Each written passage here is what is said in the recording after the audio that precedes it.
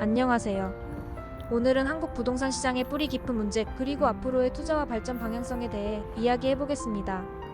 최근 몇 년간 부동산 시장을 뒤흔든 사건 중 하나는 바로 전세 사기 사태였죠. 수많은 세입자들이 보증금을 돌려받지 못하고 길거리에 내몰렸습니다.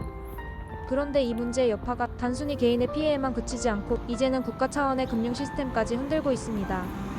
대표적인 것이 바로 주택도시보증공사 HUG와 주택도시기금의 대규모 적자 사태입니다. 3년간 무려 6조 원이 넘는 적자를 기록했고 결국 시장에서 공사채와 유동화증권을 발행해 버텨야 하는 상황에 몰렸습니다. 오늘은 이 문제를 중심으로 한국 부동산 시장이 앞으로 어떤 방향으로 흘러갈지, 투자자들이 주목해야 할 포인트는 무엇인지 차근차근 짚어보겠습니다. 전세 사기의 충격과 후폭풍이 밀려온 시기는 과연 언제부터였을까요? 전세 사기는 2022년을 기점으로 폭발적으로 늘어났습니다. 아파트 부동산 가격이 상승한 이후 시점이죠. 대하락기에 엄청나게 늘어난 것입니다. 집주인이 보증금을 돌려주지 못할 경우 대신 지급해주는 제도가 바로 보증보험 대입연재인데요.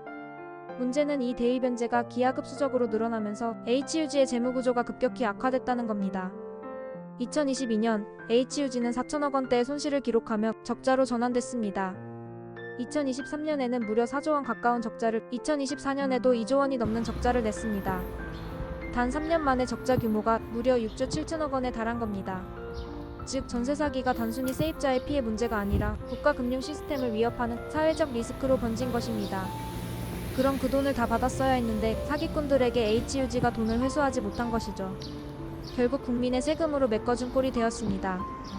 HUG가 버틸 수 있었던 기반은 바로 주택도시기금이었죠. 하지만 이 기금도 이제 한계에 봉착했습니다. 2021년 말 주택도시기금의 여유 자금은 49조 원이었습니다. 하지만 전세 사기 여파와 정부 재정 보완에 쓰이면서 2024년 말에는 10조 원, 2025년 중반에는 9조 원대로 떨어졌습니다. 15년 만에 처음으로 10조 원 아래로 내려간 건데요. 이제 HUG는 현금을 마련하기 위해 매년 수조 원 규모의 공사채와 유동화증권을 발행할 계획입니다. 하지만 문제는 이렇게 되면 결국 금리 부담이 커지고 채권 시장 전체에 부정적인 파급을 미칠 수 있다는 점입니다. 이미 한전채가 시장에 쏟아져 나오면서 회사채 시장을 왜곡시킨 전례가 있죠. HUG까지 가세한다면 비슷한 구축 효과가 재현될 수 있다는 우려가 나옵니다. 많은 사람들은 이번 조치를 두고 밑빠진 독에 물 붓기 라고 표현합니다. 단순히 채권을 발행해서 자금을 조달한다고 해서 구조적 문제가 해결되는 건 아니기 때문이죠. 여기서 중요한 점은 주택도시기금이 단순히 HUG만의 문제가 아니라는 겁니다. 정부 재정이 부족해지면 늘 이 기금을 쌈짓돈처럼 끌어다 쓰는 관행이 있었습니다.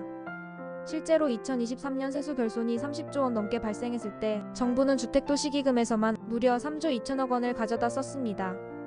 즉 기금 자체가 지속가능한 구조로 운영되지 못하고 있다는 겁니다.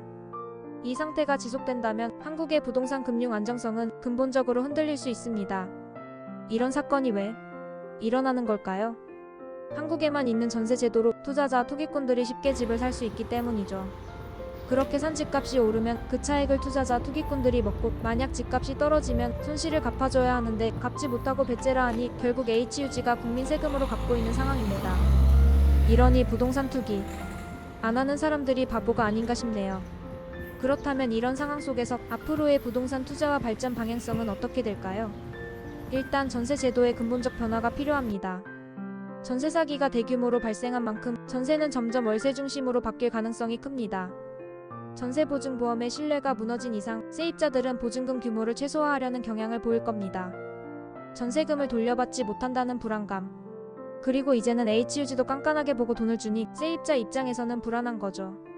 여기에 공공기관 신뢰 회복이 과제가 되고 있습니다. HUG와 주택도시기금이 구조조정을 통해 재무 건전성을 회복하지 못하면 부동산 금융 시스템 전체가 불안정해집니다. 결국 정부의 직접적인 재정 투입이나 제도 개편이 불가피할 것입니다. 이미 국민의 세금이 많이 들어갔는데 여기서 더 들어가야 한다고요? 상상조차 하기 싫습니다. 투자자 시각 변화도 필요하죠. 과거에는 서울은 안전하다 라는 신화가 있었지만 이제는 세입자 수요, 금융 안정성, 정책 리스크까지 고려해야 하는 시대가 됐습니다. 특히 공급이 과도한 지역, 미분양 리스크가 높은 지역은 더욱 조심해야 합니다. 장기적으로는 임대주택 시장이 강화되어야겠죠? 대부분 지금 피해자들을 보면 돈이 없고 약한 위치에 있는 그런 사람들이 대부분입니다. 벼룩의 간을 베먹는 놈들이 사기꾼 놈들이죠. 그런 집주인, 그런 투자자들은 없어져야 하는데 그렇게 되기가 쉽지 않습니다. 결국 공공임대, 민간임대 모두 정부 지원과 규제가 강화될 겁니다. 안정적인 임대 수익 모델을 구축한 투자자만이 살아남을 수 있는 구조로 바뀌고 있습니다. 그리고 앞으로 그렇게 될 확률이 높죠.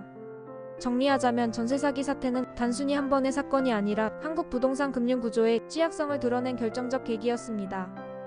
HUG와 주택도시기금의 적자는 우리 모두에게 경고 신호를 보내고 있습니다. 앞으로 부동산 투자는 단순히 위치나 가격만 보는 것이 아니라 제도적 안정성, 금융 시스템의 건전성, 정책의 방향성까지 함께 고려해야 합니다. 지금 한국의 부동산 시장은 거대한 전환점에 서 있습니다. 투자자라면 단기적인 시세 차익보다 장기적인 안정성과 구조적 리스크 관리에 초점을 맞춰야 할 때입니다. 감사합니다.